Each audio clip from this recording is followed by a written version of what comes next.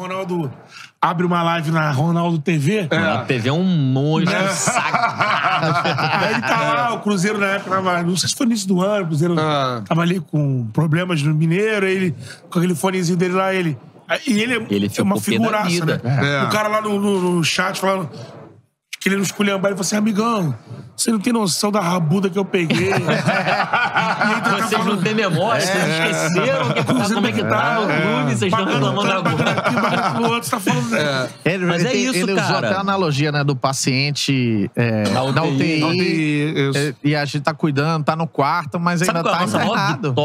A maior vitória até hoje foi a aprovação da RJ. Da recuperação judicial. Isso aí, cara, se não tem essa aprovação, o Cruzeiro acaba. Vai ser difícil gerir. Entendeu? Caraca, acaba. Ronaldo é fera também como isso é muito gestor. Isso aí, cara. O cruzeirense tem que agradecer muito. Sim. E não é só o Ronaldo, é toda a equipe de gestão, aos assessores que foram envolvidos nisso, sabe? Porque, cara, isso foi de uma responsabilidade. E o foco de toda a gestão tá nisso, foi de uma grande responsabilidade. Porque é muito fácil você chegar, botar dinheiro, investir num time e pseudo salvar um clube ganhando um campeonato. Sim. Nossa, e foi uma entrevista até que o Pedro Martins deu recentemente, foi pro Nicola, que o Nicola perguntou, tá bom, beleza, mas qual seria... Você acha que a contratação de fulano seria a maior loucura financeira que o Ronaldo poderia fazer, o maior aporte financeiro que o Ronaldo poderia fazer no Cruzeiro? Não. O maior aporte financeiro que o Ronaldo fez foi no modelo de gestão. Foi no back-office, foi ali em olhar o que precede o futebol para deixar a casa arrumada. E hoje o Cruzeiro tá arrumado, tá se ajeitando. É pro torcedor tá tranquilo nos próximos 200 anos, entendeu? Não adianta nada a gente chegar, se tivesse chegado com um caminhão de dinheiro, contratado o Cristiano Ronaldo, contratado o Messi, ia ganhar uma paz ali de 2, 3 anos e acabou de novo.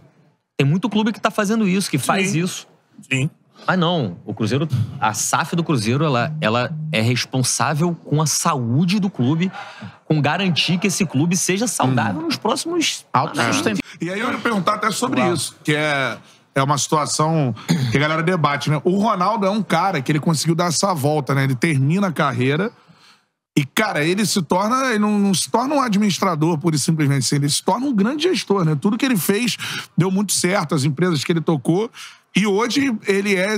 Eu queria que vocês falassem assim, que a galera, óbvio, né? Tem idolatria, o Ronaldo, um dos maiores jogadores da história do futebol. Agora, o Ronaldo gestor, cara, ele é um cara acima, é um cara com uma visão diferenciada. Como é que é isso, assim? Cara, o Ronaldo, ele é gestor desde os 16 anos, né? Ele foi gestor da carreira dele. Ele foi gestor da imagem dele. Isso. Ele foi gestor dos negócios que chegavam pra ele sempre. Ele teve os seus empresários, seus assessores, mas ele é um cara que toma conta do negócio Ronaldo desde os 16. Que falaram, cara, esse cara é diferente. Então, desde os 16 ele tem isso. E ele tem uma intuição pra negócio que é uma coisa impressionante. Ele identifica rapidamente se o negócio é bom ou é ruim. Ele identifica rapidamente quem tá pra somar, quem tá pra atrapalhar. Ele identifica rapidamente os problemas que ele vai ter no caminho e como resolver. Então, às vezes, a gente tá com alguns problemas, a gente senta com ele pra resolver. Ele tem uma saída que todo mundo simples, fala, cara, não é possível. Esse cara estudou em Harvard. Cara, sério que é assim, mano? Parece que é simples, às vezes, as coisas. É impressionante. Então, até assim, que seria bom pra galera da audiência pra pegar aquele... E sem encher nossa bola também, ele só escolhe gente boa pra dar... pra pegar aquele perfil do canal, né? Alguma coisa que o Ronaldo tenha feito num momento complicado do Cruzeiro, que ninguém sabe, assim, uma resenha ali que, cara, o Ronaldo veio aqui, ó, solucionou assim uma pica que tava... Eu não sei se é algo que ninguém saiba, mas... Cara, ele participou de todas as decisões mais complicadas, ele sempre teve junto. Porque a galera vê assim, não, Ronaldo, tudo mais, vai naturalizando uma coisa que é muito rara no futebol. Muito que difícil. É um cara ter um tino de empresário. A própria coragem que ele teve de assumir a bronca no Cruzeiro, com toda a história que ele tem, com toda a reputação que ele tem, ele chegar e falar, meu irmão, eu vou comprar essa briga aqui, eu vou botar o Cruzeiro. Botou a cara lá na frente e falou, vou botar o Cruzeiro onde merece. Isso aí tem que ser muito bom. Com você, Vitor, nesse processo, porque como o Cantarelli falou, eu concordo com ele, se você pegar do prisma que o Cruzeiro estava quando a SAF assume, não era simplesmente um clube endividado. Era um clube destroçado com a imagem, polícia. Terra arrasada. Terra arrasada. O nosso papel no Cruzeiro era muito além de recuperar o Cruzeiro, sabe por quê? Nós fomos a primeira SAF de um clube gigante, tá? Com um ídolo como o Ronaldo emprestando a reputação dele pro clube, botando a credibilidade dele em xeque. Sim. Porque se ele vai ali e não sobe, ou se ele vai ali e fracassa, aquilo ali pega muito... Depois muito ele, contra a imagem dele. Então foi um risco reputacional que ele colocou que às vezes as pessoas esquecem. Quando o pessoal vem falar, foi barato. Não foi barato. O risco reputacional do Ronaldo ali foi gigante. Quanto vale o capital reputacional do Ronaldo? Quanto vale ele emprestar a imagem dele para um projeto? Sim. Isso não tem preço. Isso Exato. E quando ele faz isso e a gente pega um cenário onde nem a imprensa sabia muito bem o que era SAF, a gente pegou um mato altíssimo. A gente foi na frente, abrindo caminho e a nossa responsabilidade não era, por isso que eu digo, não era só com o Cruzeiro, era uma responsabilidade com o futebol brasileiro. A gente precisava chegar ali, fazer um bom trabalho, ajudar a trazer a informação direito de uma forma clara para a torcida e para a imprensa. Era isso que eu queria saber de você. O teu maior desafio como comunicação do Cruzeiro, comunicar essa novidade para uma galera que é passional ao extremo, né? Isso. É você chegar para um torcedor que é o dono do clube. Sim. Que a torcida quem é a grande responsável por muito do que acontece no clube. Você chegar pra esse cara e falar, cara, olha só, acredita em mim, acredita no meu modelo de gestão, porque o que eu quero é o mesmo que você. E isso que a gente tem feito, sabe? A gente tá tentando e mostrando, e a torcida tá com a gente, mostrando, cara, a gente quer o mesmo que a torcida. A gente quer botar o Cruzeiro lá no alto. A gente quer mostrar que esse clube aqui é o maior clube do mundo. É isso que a gente quer. Ninguém entra lá querendo pouco.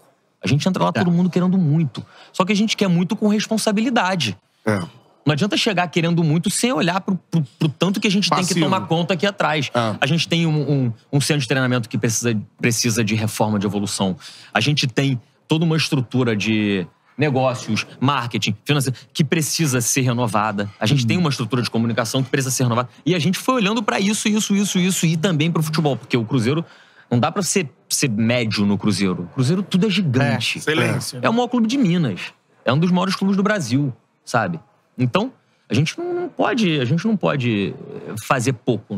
Agora, Lene, falando sobre a situação toda, planejamento do Cruzeiro, você falou que não foi uma surpresa, que é tudo calculado, né? O que o Cruzeiro vai conquistando, assim. Essa temporada, o Cruzeiro ainda tem chance de Libertadores e tudo mais. O que o Cruzeiro planeja pro ano que vem, cara? Aí será um salto maior, volta de briga por títulos? Como é que é o planejamento? Eu diria que muito mais do que a gente falar o ano que vem, é como a gente vem projetando o Cruzeiro hoje. Eu não lembro se na outra entrevista cheguei a falar isso. Que hoje a gente já tem o Cruzeiro projetado até 2030. Caramba! Então, assim, é muito passo a passo, assim. E quando a gente fala projetar até 2030, você tem o que é que você vai crescer de orçamento ano a ano, o que é que vai ser de despesa ano a ano, quais são os títulos que você vai buscar, as metas possíveis de ser atingir dentro de campo ano a ano. Então, assim, é um trabalho realmente de médio e longo prazo. Ele não é feito pro ano que vem. Então, assim, a gente vai subir degrau, já subiu esse ano que vem é mais degrau para subir. Óbvio que quando você faz um trabalho que é muito bom, administrativamente, a chance de você ter um plus ali dentro do campo é grande. Então, eu acho que o reflexo do que a gente já tá vivendo no campeonato é isso. Todo mundo sabe, a gente nunca negou, sempre dosou expectativa. É um campeonato que a gente entrou para se manter na Série A. Porém, a gente já vislumbra coisas melhores para o campeonato. Basta dizer, salvo engano, eu vi essa semana, o Cruzeiro é o segundo melhor visitante do campeonato, por exemplo. Então é um time... Que é o líder do campeonato. Calma aí. Então... Segura o sorrisinho, ele não consegue se conter. Então... Bate na mesa. Então a gente... Então, assim, a gente entende que com menos a gente tá fazendo muito mais do que pode. E aí, óbvio, reforços pontuais, continuar a organização do extracampo, manter a tranquilidade, uma coisa que a gente... tem alguns jogadores que a gente acaba ficando mais próximo, conversa muito. Rafael Cabral, o goleiro, é um que a gente conversa bastante, assim. Ele é muito interessado em saber tudo que tá acontecendo. Líder, que legal. Vitor até citou esse exemplo lá na apresentação dele, porque uma vez ele chegou, fez assim, a gente acabou de almoçar, vamos tomar um café? A gente, vamos tomar um café no administrativo. E aí foi eu, ele e Vitor. E ele ficou olhando as pessoas trabalhando, perguntando o que é que a pessoa faz, o que é aquilo ali, por que a menina tá dando chocolate pra todo mundo. Aí ele explicando, porque o clima tava mais pesado, porque o time... E aí ela... iniciativa dela, dar o chocolate pros colegas, pra dar uma animada. E ele, você imaginar como o nosso trabalho tá refletindo na vida das pessoas. Então, nessa conversa com o Rafael, a gente sempre coloca esses, vamos dizer assim, esses pontos do que é que tá perpassando pelo campo, né? Então, assim, quando você consegue envolver todo mundo no projeto, desde quem tá no campo até quem tá na liderança, a chance das coisas acontecerem aumentam. Sim. Porque todo mundo tá com o mesmo compromisso. E ele fala assim, hoje eu tô no Cruzeiro, eu tenho uma vantagem que a única coisa que eu me preocupo no Cruzeiro é em jogar. Porque todo o entorno já tem alguém cuidando bem. Eu não preciso me preocupar em receber salário, porque vai cair o salário. Eu não me preciso preocupar se o campo do treino vai estar bem cuidado, porque tem gente cuidando. Então, assim, eu só preciso chegar, treinar e no dia de jogar. Então, eu consigo manter uma tranquilidade para fazer meu trabalho bem feito. Então, acho que isso é um diferencial hoje grande que a gente tem. E isso tudo também é um grande mérito do Ronaldo, cara, que ele dá muita autonomia para a linha de diretores que ele criou, ele dá tranquilidade pra gente trabalhar. Ele participa, ele ouve, ele escuta, mas ele dá autonomia pra gente. A gente assume as responsabilidades das decisões que a gente toma. A gente divide com ele, mas a gente tem a grande responsabilidade e o respaldo dele pras coisas que a gente tá fazendo. Isso é super legal. E fazer as coisas em nome dele, né? Ainda tem essa, que é uma responsabilidade. Agora, Lenin, impactou pra gente, cara, a forma que o Cruzeiro voltou pra Série A do Campeonato Brasileiro, né? A gente falava aqui em off, uma reconstrução e principalmente perdeu um grande treinador. Ele trouxe um outro grande treinador, deu sequência ao trabalho, acho que até, né, o time evoluiu, inclusive. Foi uma surpresa pra vocês esse trabalho sólido do Cruzeiro na Série A ou não? É uma coisa planejada? Como é que, na sua visão, o momento do Cruzeiro? Não, cara? Surpresa não, porque a gente, eu diria que a gente tem muita convicção do que a gente tá fazendo, né? E hoje, eu participei de um painel mais cedo, depois Vitor participou de um outro, e nesse que Vitor participou se falou de comunicação, basicamente, e é uma das coisas que a gente ratifica, assim, o fato de ser uma estrutura em que os diretores são todos executivos, trabalham muito próximos. A gente, em dado momento, trabalhavam todos os diretores numa única mesa, só para vocês terem ideia. Então, é o dia inteiro conseguindo dialogar e resolver as coisas. Isso faz com que o trabalho flua com muito mais velocidade. E o trabalho que Pedro Martins e Paulo André, essencialmente, lideram, é um trabalho que tem, além de propósito, tem as linhas muito desenhadas já. Então, negociáveis. São os pontos inegociáveis. Tem um risco no chão que tá fácil de seguir em cima dele. Então, assim, o processo com a saída de Pesolano, que obviamente pesou pra torcida. Pesolano, de alguma maneira, era até meio que o ídolo ali da torcida, né? Isso aí. Naquele momento. Mas trazer um treinador que... Eu diria que até o contrário, que muita gente fala assim, Pepa pegou o trabalho de Pesolano e só fez dar continuidade. Eu acho que quem fala isso não enxerga futebol da maneira correta. Nem acompanhava o antes, nem acompanhava depois. Assim, Pesolano fez um trabalho fantástico, com uma equipe, com uma equipe. A gente remontou a equipe inteira. Ele estava tentando achar o time ideal e saiu. E quando o Pepa entrou, Pepa rapidamente conseguiu encontrar o time e fazer do jeito dele. Um time também propositivo que está dentro dos nossos inegociáveis. Então, assim, pra gente não tem surpresa. A gente confiava muito que daria certo. Sensacional. E é muito legal você falar dessa questão do estilo de jogo. A gente até comentava aqui fora do ar, porque o Cruzeiro tem esse estilo de jogo como marca, né? O Cruzeiro é um time que sempre jogou com a bola. Ofensivo. De Seu Lopes, Tostão, enfim, né? Sempre teve essa marca. E você me falou que foi um processo para a escolha do Pepa, algo diferente para o futebol brasileiro, né? Até então, que é um processo de seleção. Processo seletivo como uma empresa. Como vai contratar uma empresa. Foi isso que aconteceu, né? Foi isso que aconteceu, 100%. E até voltando um pouco no que o Lenin estava falando, esse ambiente que a gente criou hoje entre a diretoria do Cruzeiro é muito legal. A gente, nesse começo de SAF, era a gente numa mesa dessa. E trabalhando e decidindo coisas super importantes. Teve a questão do Fábio, teve a questão do Vitor Roque, teve questões também... O próprio documentário. No nosso documentário você viu um pouco daquilo, sabe? Não sei se vocês chegaram a assistir. Eu vou assistir ainda. Tá super legal, super legal. É até uma linha que a gente vai continuar seguindo no Cruzeiro, de produção de conteúdo original. Isso é muito bacana. É muito legal, cara. A gente foi mordido pela... O documentário é onde? Tem no Globoplay. Globoplay. A Virada. A Virada. Isso. Pô, legal. E a gente tá trabalhando aí na segunda temporada. Isso aí é... como é que notícia quente. Furo total. É mesmo, até a segunda temporada. Tamo vendo, tamo pensando aí. Aquela pegada de mostrar... Tudo, né? É um pouco daquele formato acesso total. Acesso total. Só que no caso, e aí eu particularmente, eu vivi o acesso total no Botafogo, né? E vivi a virada com o Cruzeiro. Vivi os dois. No caso do Cruzeiro, como foi um processo que a gente conseguiu pegar desde o início, é uma história bem contada mesmo. Assim, ficou super legal, cara. Assistam lá ponto que a ponto. Pô, vale a pena. Então, vale galera, já assistam aí, ó. Uma última pergunta, né? Porque temos que cumprir a agenda, muitos negócios, tudo mais. Já estamos na hora. E, cara, espaço abertaço pro Cruzeiro por aqui. Tem uma pergunta que até o Vitor estava me mostrando de um inscrito nosso, Silvano da Silva, né? Cruzeiro não tá revelando ninguém, como anda a base, conta pra nós. Pode até entrar na questão, porque o Vitor Roque foi a maior venda, né? Da história do futebol brasileiro, das Américas e tal. Então pode dar uma passada pelo Vitor Roque e falar da base do Cruzeiro, que sempre revelou, né? Vou até falar uma coisa que o Pedro Martins falou recentemente. A gente fez um café pra imprensa na Toca.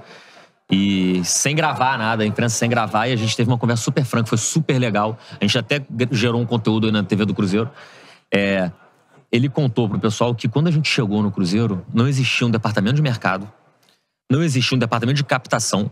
Então como é que você quer ter uma base forte? Como é que você quer revelar jogador se você não tem ninguém olhando pra isso? Tinha, sim, tem a categoria de base, mas não tinham profissionais capacitados pra captar essa molecada, pra formar jogador, pra observar o mercado. E isso o Pedro Martins montou agora. Hoje em dia tem mais de 6 pessoas lá no departamento de captação de mercado, enfim. Hoje ele montou uma estrutura e o futuro é promissor. Só que não dá pra Leva querer... tempo. Formar jogador não é a coisa mais simples no mundo, entendeu? Vocês viram agora o menino lá do Corinthians que chegou, que fez o gol na coletiva dele? Ele falou, tô aqui desde os 15 anos, sei lá quantos anos ele falou que já tava no Corinthians, sabe? Desde os 9. Isso é projeto, entendeu? Isso é captação, isso é ir lá embaixo, isso é trabalho. É um investimento. E aí tem um outro aspecto que é importante, porque, por exemplo, você tem 2 modelos hoje, vamos dizer assim, de revelação de atleta. O clube que tem dinheiro, ele faz o seguinte, teve a Copa São Paulo. Quem são os destaques? Aí ele vai, compra esses jogadores e leva pra base dele. Exatamente. E você tem um outro modelo que é o nosso, que é formar. Então a gente hoje tem um projeto de iniciação, que a gente tá falando isso, sub-8, sub-9, sub-10, que hoje a gente tá falando que o menino que é sub-10, no mínimo, se for um super craque, ele só vai ser visto daqui a 6 anos. É um trabalho de longo prazo. É doideira. Que a torcida tem que ter paciência, mas pode ter certeza que tá sendo olhado com muito cuidado. E o Vitor Roque? Agora. O Vitor Roque foi uma questão, assim, acho que transcende a formação de jogador, né? Até porque ele também, ele não é uma cria do Cruzeiro, né? Ele saiu do América, ele saiu do América, foi pro Cruzeiro. Mas foi um episódio, assim, que... não diria que foi uma crise, mas foi uma questão, assim... uma crise institucional, na realidade, né? Uma questão séria que a gente teve que passar. Foi um problema que a gente tornou público, de uma questão de informação privilegiada, de conhecimento de um contrato, de talvez assim uma conduta que a gente, Cruzeiro, condene e não pratique, pelo menos na nossa gestão, entendeu? E é uma questão que tá na justiça, que foi levada às esferas devidas e que eu tenho certeza vai ser resolvida e da melhor maneira que pode pro Cruzeiro. Em forma de ressarcimento, né? Da forma que a justiça prevê e que tá enfim.